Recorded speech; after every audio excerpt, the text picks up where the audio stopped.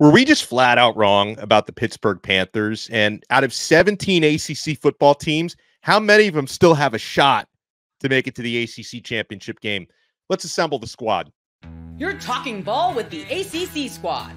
From Florida State to North Carolina, from Syracuse to Miami, and from NC State to California, it's the local experts of the Locked On Podcast Network, bringing you scoops, breakdowns, and the most comprehensive preview of the upcoming ACC weekend. Hang on, it could get loud, it could get heated, and it will definitely be fun. Squad up, you're part of the ACC Squad. Shout out to the everydayers, and thank you so much for making the ACC Squad your first listen and your first watch today. We're available free wherever you get your podcasts. We're free on YouTube. We're part of the Locked On Podcast Network, your team every day.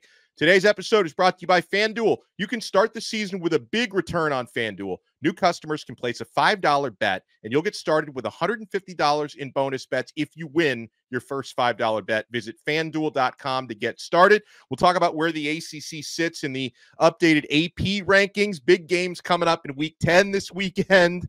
The agony and the ecstasy of the great games this past weekend in Week 9. I am Alex Donno from Locked On Canes, joined by Jackson Holzer, Locked On Syracuse, Grayson Boone, Locked On Wolfpack, Dalton Pence, Locked On Louisville, JJ Jackson, Locked On Blue Devils. Miami and Blue Devils are going to be going head-to-head this weekend, the return of Manny Diaz. But I feel like, Jackson, I need to let you buy the first round, and I think you're lucky that Kenton Gibbs is not with us on this one, because he would probably remind you that at some point Kyle McCord was going to have the Kyle McCord game, and lo and behold, there it was.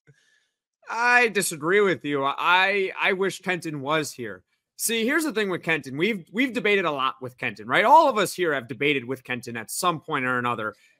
I pretty much know what he is going to say a lot of times. I have a good idea of what Kenton would say if he was here with us right now. He would be like, see, that's the Kyle McCord we all know. We knew it was coming, right?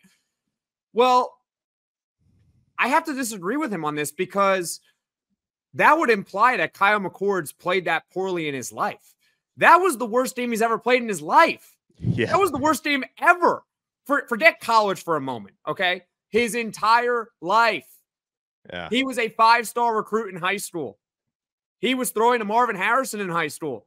I bet you he didn't have a 5-interception game where 3 of them went into the end zone. I bet you he didn't have that in high school. I bet you, since he was a 5-star in high school, he was also really good in middle school, and he was really good in Pop Warner too. I guarantee you that was the worst game of his life. His life. So to sit here and say, well, that's the Kyle McCord we all knew was going to happen. We all knew. You're wrong, because that was the worst game ever. Yeah. So seriously, if you told me going into the game that Kyle McCord was going to throw 3 touchdowns and that Eli Holstein would be held to 108 yards, 2 touchdowns, no turnovers, but still only 100 yards, right? I would say that Syracuse probably won the game. Oh, by the way, Syracuse outgained Pitt. They had more time of possession than Pitt. There's just one thing I'm leaving out, though, is that those 3 touchdowns from Kyle McCord all went to Pitt in the first half. Yeah, and Pitt comes away with bad. It was bad. It was terrible. 41-13 final score, Pitt over Syracuse. And if anyone else wants to jump in on that game, and also Dalton, are we taking Pitt seriously? Because all the Panthers do is continue to win football games. They're 7-0 overall, 3-0 now in ACC play. The Panthers, they've got a tough road ahead, because they still have to play SMU this weekend, and they still have to play Clemson, but they also have the opportunity to play spoiler against those teams. They do, and there's a certain level of credit that has to be given to teams that win their games, because if it were that easy, everyone would be 7-0. So we have to give them credit for starting out the season and playing the way they are. You can only handle the teams on your schedule. So you have to give Pat Narduzzi and the Pittsburgh, I will say, offense deserves more credit, because they're one of the best scoring offenses in the country. Defense is not terrible, but not great. You know, they're sort of a little bit above average, I would say, just inside. A little above average? Top 50 scoring defense. They resembled the steel curtain last Thursday. What? They play in that stadium, so I guess a little above average. It's not our fault that Kyle McCord didn't know what team he was playing for on Thursday. That's maybe you're right. In all honesty, Kenton, we know what he would say after, and Jackson hit it on the head, but he would also talk about, well, you all were wrong about Pittsburgh. And it goes back to what I was saying a couple weeks ago, if you remember, is that, yes, you 100% have to give Pittsburgh credit. They are rightfully ranked, and I'm okay with that. But now you get into two really key matchups, and I hope that Kevin Jennings is good to go this weekend when they play SMU. This is where the rubber meets the road, and I think that Pittsburgh finally plays a really good team. No disrespect, Jackson, but they finally play a really good team. And I think a split is the most that they can do here. I think that there is a very real chance that they go 0-2, and there's no shame in that. They've won the games up until this point, but I can't sit here and say with a straight face that I truly believe in Pittsburgh when you look at the 7 teams they played. And I will wrap this up pretty quickly. When Louisville had a very favorable schedule last year, they beat Notre Dame. It was a good win. But outside of that, they didn't play many other teams. So last year when they were sitting at 10-1, a lot of national talking heads said, well, they really haven't played anybody. I don't really believe in them yet. Same case here with Pittsburgh. Yeah, I'm in lockstep with Dalton. For one, as someone who has both doubted Pittsburgh and thought that Syracuse would win this game, completely shocked at how that first half went. 5 picks for Kyle McCord, 3 of them being taken back to the house. What a nightmare for Syracuse fans. But I agree with Dalton in the sense that, yes, credit absolutely should be given to Pittsburgh. They've played 7 games. They've won all 7 of them. They've done everything that they're supposed to do up until this point. So they certainly deserve to be ranked. I honestly thought they'd be ranked a little bit higher than they are, but I guess we'll see how that shakes out in the next couple weeks. They're a good football team. They're just flat out good. They're a good football team. I thought the crowd on Thursday night was exciting. Pittsburgh fans should be excited about what they're putting on the field. But yes, the road ahead of them certainly does get a lot more difficult. What a road it is. I mean, yeah, playing SMU on the road this weekend for Pitt is going to be a test. And then they've got UVA before hosting Clemson. So we saw the environment that they had in that game against Syracuse. I would expect a pretty raucous turnout as well in that Clemson game here in a couple of weeks. I think we'll learn more about this Pitt team with this next 2 out of 3 stretch that they've got going on right now. But I have not been giving them credit at all, really, and probably should start doing that. I mean, it's impressive what they've been able to do. So, okay, we were just talking about Syracuse, who usually when you throw 5 interceptions, you're going to lose a football game. Now, JJ, how in the heck did Duke go +6 in the turnover margin last week against SMU? 6 takeaways, 0 turnovers. How did the Blue Devils not win that game? Yeah, it could be worse in looking at that margin, which makes it feel so much worse. Manny Diaz talked about it after the fact in this one. There were 2 or 3 fumbles that were recovered by SMU. One was recovered and overturned. There was an interception that was taken back because of defensive pass interference. So there should have been even more turnovers that Duke was able to pick up on the defensive side of the ball, but not able to score any points off. 6 turnovers, 0 points off of turnovers. Didn't even think that was possible. Special teams was horrific in this one for Duke. They missed a PAT. They missed a 40-yarder. They had a 30-yarder as time expires blocked, which would have won it at the end. And I will defend Manny Diaz in making the decision to go for 2 at the end in overtime, trying to walk away with a win, considering how poorly the special teams had been playing that night. He said after the fact that had nothing to do with his decision. He liked the looks they were getting offensively and was going to go for it no matter what. But I think it was, when you think about what Duke had done in the special teams department, you had to go ahead and try and go for 2 and go for the win. That was tough to watch for sure. The defense has been awesome. No surprise. That's Manny Diaz's side of the ball. That's what he takes a lot of pride in. But it's tough to watch this Duke offense at times, guys. Listen, that's the dilemma with going for 2 there, because if you get it, you're celebrated. If you don't, obviously it's the exact opposite. And when you're going up against an SMU offense that's known for putting up points, and your offense has sort of struggled all game, and you have the ball within the 5-yard line, you have one play to score to win the game, I'm okay with Duke going for it there because, I mean, again, I don't feel like trading points for points with SMU is probably the smartest decision for 80% of the ACC schools. I thought it was amazing post game. Rhett Lashley sounded the most dejected I've ever heard a coach in a game that they won. Yeah. Flat out said, I don't know what to do right now. We didn't deserve to win this game. They quite frankly did not.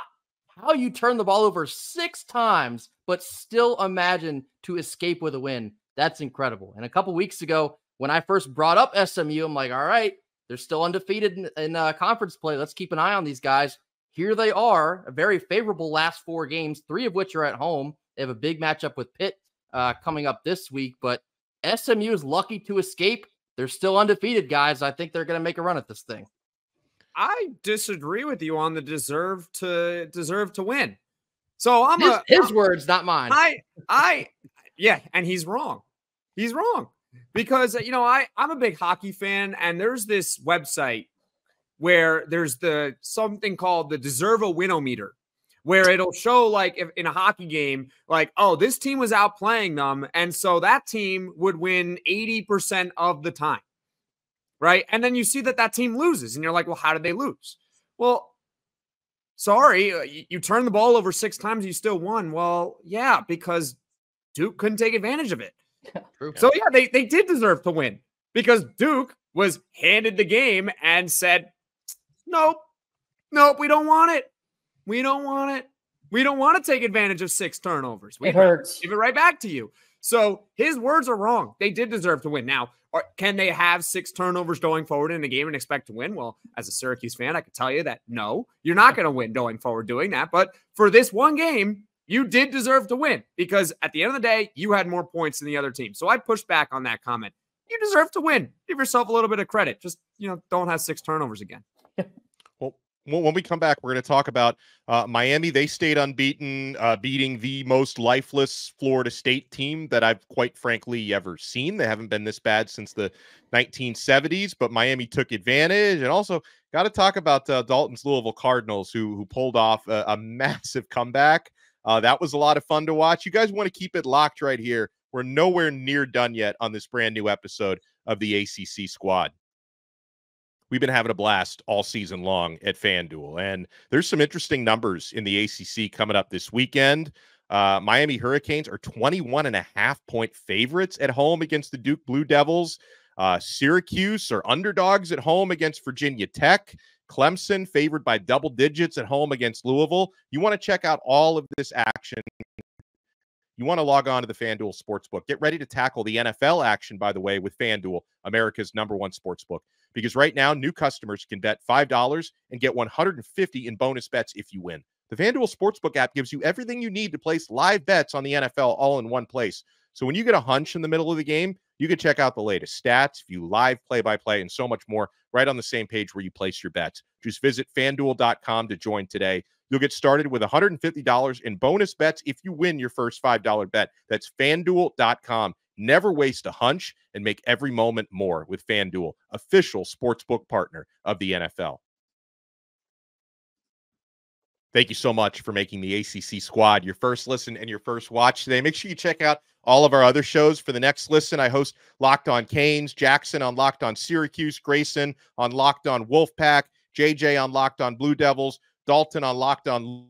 Talk about Louisville in a second, guys, but Florida State, they're 1-7 now overall. And earlier this week on Locked On ACC, I examined the preseason ACC poll where Florida State was almost a consensus repeat champion. It's pretty incredible how far they've fallen. I mean, Miami essentially treated that game kind of like a scrimmage.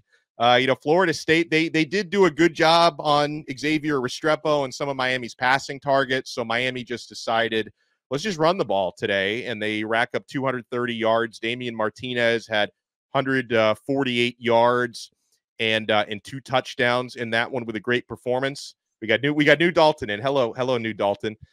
So I don't know how much we learned about Miami or Florida State, but I will say, guys, obviously a bounce back for Miami's defense, but Florida State's offense is the slump buster for any defense out there. But I will say Miami has shown the past couple of weeks that their offense can really be a pick your poison, because early in the season it was really all Cam Ward and not a whole lot of the running game.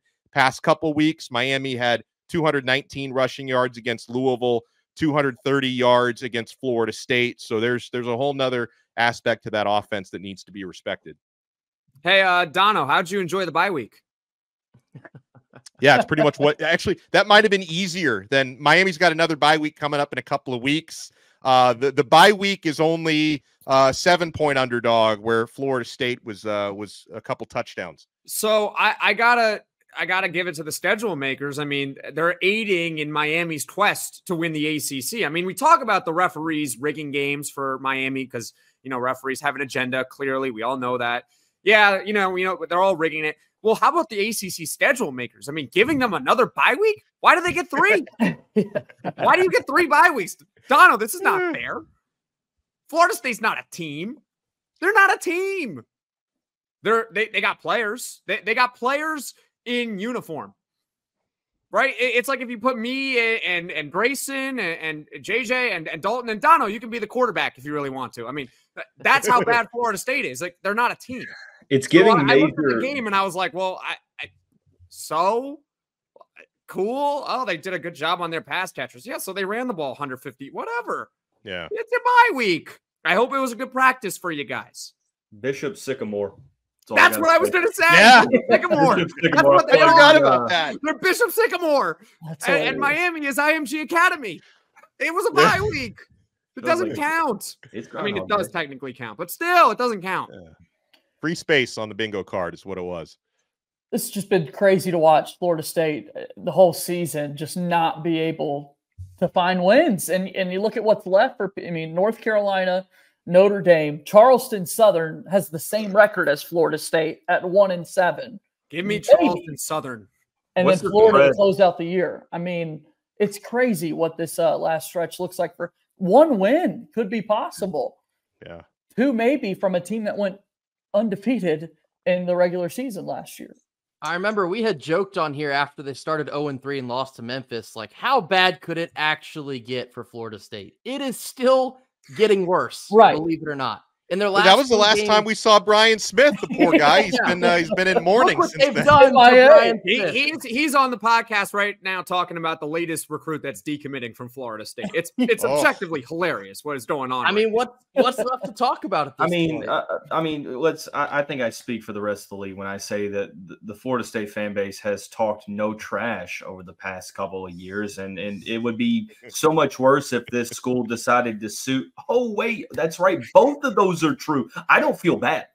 I think it's hilarious. Like you said, Jackson, it's hilarious because if it was happening to anyone else, how that fan base will be reacting. So no, it's pull no punches here.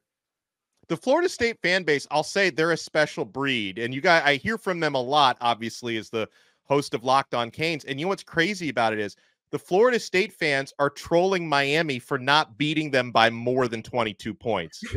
That's I'm dead serious. Oh no, you guys didn't do a good job in your bye week, man. Those bye week practice, that wasn't a good practice. It's deflecting. It wasn't good practice. Gotta do better. Back out there, man. Come on. You know how sad things had to be when I'm a Louisville fan, right? I watched Louisville basketball the past 2 years win a combined 12 games, the worst 2-year stint in program history. That's something we pulled. Oh, you only beat us by 31. I got one for you. How did Clemson do against Florida State this year? That was a 29-13 game. Yeah, so Miami fared better. Yeah. Maybe Florida State just plays better when they're playing better competition, but they still get their butts kicked. Yeah, it's rough. Well, I want to give Dalton the floor because I was watching what was it? Was that the Friday night game? Yep. I was watching Louisville down 20-0 against Boston College. Like I'm about to turn the game off. Louisville makes it 27. Like, okay, maybe they got something percolating here. They come all the way back to win that football game. Now, Louisville has been an absolute roller coaster this season, but it had to be pretty fun to be finally on the right end of that roller coaster ride. It's been a lot of Dramamine taken this year. I've been getting a lot of motion sickness, truthfully. There's something, like I said, there's something to be said for making a comeback like that. It was the only time in program history that the team won a game when they were trailing by 10 points in the fourth quarter, as sad as that is. Yes, it was a team you were supposed to beat. Yes, you were able to come back. I think we might have lost him. Hold on. Until we get him back, let me run a tease. You know what? I'm glad the Louisville comeback worked out, because the Dalton monologue did not work out, did not get it over the finish line. But I want to talk about how the ACC is faring in the Associated Press rankings. And I want to talk about the big games coming up this weekend, because there are some pivotal matchups, 7 games involving all right, here he is. He's back. So Dalton, I'll let you finish your thought. Bill O'Brien, team. I disappeared. Right. Bill O'Brien sabotage in the first quarter. Sorry. Yeah. But you're back. You came back. You're back. Look at you. That is right. There's now we got 2 Daltons. We almost got 2 of them. I don't know what's going on with the Wi-Fi. It's about as shaky as the Louisville pass defense in some situations. But I have to make fun of it, or else I'm going to cry. It is what it is. Truthfully, I give credit to the team for making the comeback. It's not always the easiest going on the road and winning in conference play, even though Boston College doesn't have a great home atmosphere. But still, there's something to be said about making that comeback. So when the narrative was that this team was going to quit on Jeff Brom, it was nice to see the opposite happen. But you also have to talk about, this is the 6th straight game with a lackluster first quarter, and they're digging themselves into holes that they're sometimes have been able to get out of. 3 times this season, they have not been able to. So hopefully, and what I said on the show that dropped today, hopefully the second half comeback, regardless of opponent, hopefully that's the random spark that sort of that was what Louisville so desperately needed to gear up towards this last portion of the season. And we'll find out really, really quickly in Death Valley Junior next week, or this upcoming week, I should say. I love that. Well, we'll talk about the big games coming up this weekend. You guys want to keep it locked right here. We're not done yet on this brand new episode of Locked On ACC on the Squad. Folks, our friends over at 5 Hour Energy, they know that being a passionate football fan isn't just a hobby. It's a way of life. It takes a lot of energy to power through all the day tailgates, touchdown celebrations, or an agonizing second overtime. Now, Manny Diaz was not interested in another overtime, as we saw, but that's why 5 Hour Energy has created the Stan the Fan 5 Hour Energy Shot with a special flavor called Fan Fuel. The energy shot made just for super fans like us, the fans who are first in the parking lot and who are the last to leave. We see you, folks. We also got a bit of fan fuel this week, watching Louisville pull off the comeback, watching Miami win a rivalry game, watching SMU somehow survive against Duke in overtime. 5 Hour Energy knows that no matter what team you root for, being a fan requires heart, soul, and a whole lot of energy. Whether you're prepping for the big tailgate or ironing your jersey, your game day to-do list is always a mile long. That's why the limited edition Stan the Fan 5 Hour Energy Shot is here to help keep you fueled throughout the season. What's your fan fuel this week? Whatever it is, do it with 5 Hour Energy. Available on 5hourenergy.com and shipped nationwide. Thank you so much for making this episode of The Squad your first listen and your first watch today. We're free wherever you get your podcasts. We're free on YouTube. Make sure for your next listen, you also checked out Locked On College Football. Spencer McLaughlin does an awesome job going through all the big games and all the big storylines as we march towards that college football playoff coming up a little bit later on this year. All right, folks, let's talk about the Associated Press rankings. You had some movement involving ACC teams as we pull it up here. Miami, they beat Florida State on their FSU bye week. They move up a spot to number 5. Texas moved down to number 6. Next ACC team on the list is Clemson. Clemson had the bye week. They somehow moved down 2 spots. Didn't even play last week. They moved down to number 11.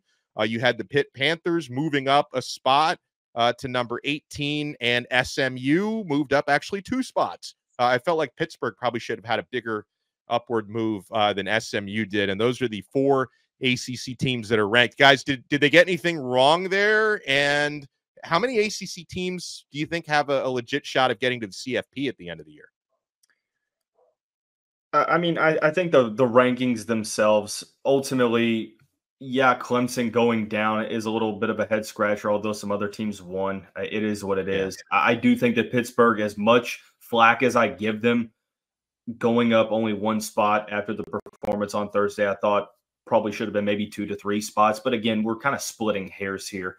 And the good news is you have all the opportunity in the world the next 2 weeks to try to claim an upward spot. As opposed to your other question, college football playoff is going to be very interesting because, like you and I kind of talked about before the show, Donno, what happens if you get 3 teams, in conference play that go undefeated? And what happens there? Let's say Miami, Clemson, and SMU all go undefeated. How's that going to affect who ends up getting in? Obviously, it's going to be what win percentage of their schedule in terms of conference play. But I mean, I think that you have the ACC winner that gets in. I think at most you can get one more team in. I don't see a situation where you get 3 ACC squads in the college football playoff. Yeah, ACC fans aren't going to like what you just said, but it's true. Yeah, you might be right. You might be right. I mean, obviously, whoever wins, that's a guaranteed berth. What you really need to have happen to maximize the amount of teams is you need like a Pitt or an SMU to actually win the conference. Because I think Miami with 1 loss is still in no matter what. I think we can all agree on that. They're in no matter what, right? 1 loss, they're in. Clemson, that's tricky if they lose 2. Yeah, but maybe. You do bring up like the only way it could happen though, because if SMU, it would have to be SMU because Pitt and Clemson play. If let's say SMU ends up winning, we got Kenton. There we go. He's here. Look at him. You thought I was going to miss the opportunity to talk about boy Jackson Holzer today. We already know what you're going to say, so just say it, and I'll give my counterpoint and then go. Hey, listen. I wanted to check on you, Jackson. I know that was a rough Thursday night. How are you? Are you okay, Jackson? I just want to know. Look, I'll tell you why we're okay. All right, you ready for this? Talk to me. Look at my background. Oh, basketball season. I'm gonna tell you this. See, and this is how I knew me and Jackson were gonna disagree. Because I think Syracuse football is actually okay. I think they're fine. I think they're ahead of schedule. And I think that outside of McCord being Mount McCord, because I told everybody it's like a volcano. The longer it takes past when it's supposed to erupt, it's going to happen in spectacular fashion. But I think if I'm you, I'm happy because the rest of the team outside of McCord is that good. And y'all are way ahead of schedule. So if anything, I came here to just make sure you weren't ready to jump off the cliff and say we're a basketball school because your football team still has a lot of things in front of it. We're fine. Okay, Kenton, we're fine. The fan base is okay. We've recovered. We're good. There we go. I was just checking on you. We have accepted. I think the collective fan base has accepted that this has been a very good first year under Fran Brown. Absolutely. We're all happy with that. 5-2, we would have signed up for. Obviously, we didn't want to get our butts kicked against Pitt and Kyle McCord. I mean, I would say, Kenton, you're wrong because you think that spectacular implosion was going to happen. You're wrong. That was the worst game he's ever played in his life.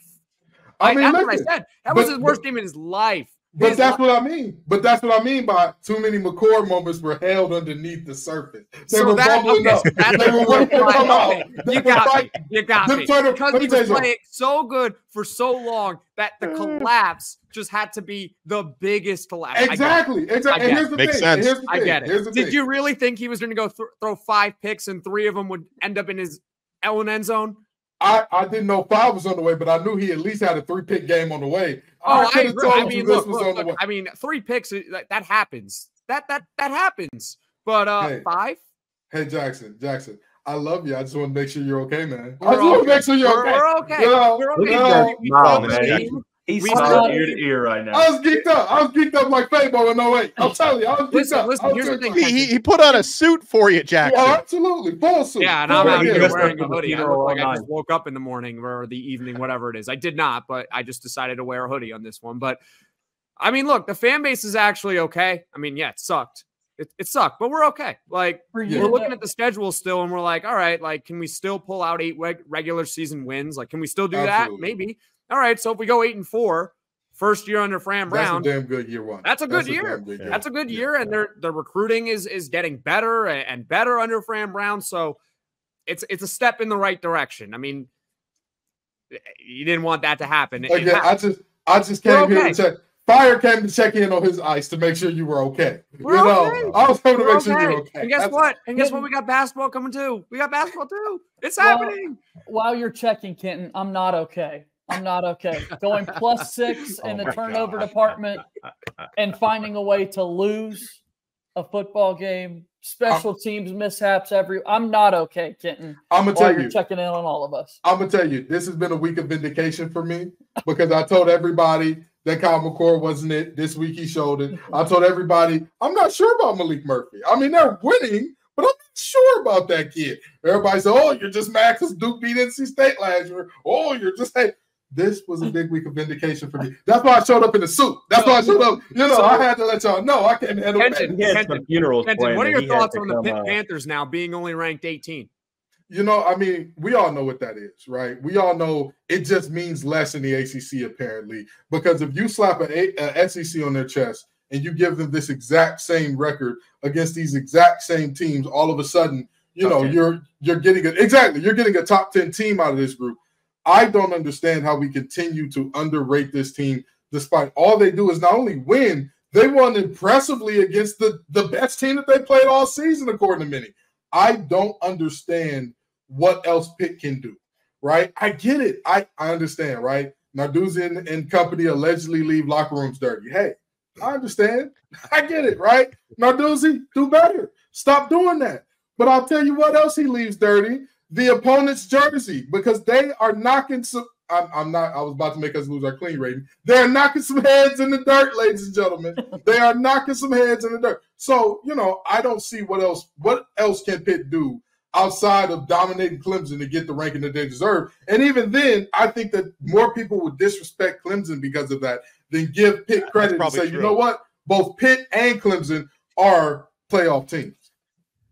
I mean, you're absolutely right about that. And I'm not expecting Pitt to beat Clemson. I think Clemson's going to win that game. But you're right. If Clemson doesn't win that game, the narrative is going to flip more on Clemson than it would be giving credit to Pitt. I got Panther fever. I'm rocking with them boys all the way. I got Panther fever. I'm rocking with Eli Holstein. I'm rocking with the Sharks at linebacker. I think those boys going to hunt all the way. Oh, man. My friends, this has been an awesome episode of the squad, as always. Wow, you scared away. You scared away Dalton. He's gone. We scared away Dalton. He's left us, ladies and gentlemen. Here he is. I think he's back. I want you guys to enjoy the ACC football this coming weekend. We got Duke at number 5, Miami. We got Stanford and NC State. We got Virginia Tech at Syracuse, UNC at Florida State, Louisville at number 11, Clemson, number 18, Pitt at number 20, SMU. We're going to recap everything that happened next week. For Jackson Holzer. Hold on. I just want to know what's worse, Dalton's Wi-Fi or Kyle McCord? Dalton's Wi-Fi. Kyle McCord bye-bye. It only acts up on Locked On ACC. How many times has Dalton's Wi-Fi gone out? How many interceptions did Kyle McCord throw? Well, Dalton's Wi-Fi goes out, but it comes right back. Kyle McCord, on the other hand, let me tell you something. He was giving out gifts on Christmas early. He said, hey, we're playing Secret Santa. You're going to pick. You're going to pick. You're going to pick it. Go ahead. Go 6 on there on top of it. I love it. Oh, we will talk to everyone next time on another episode of The Squad right here on the Locked On Podcast Network. Your team every day.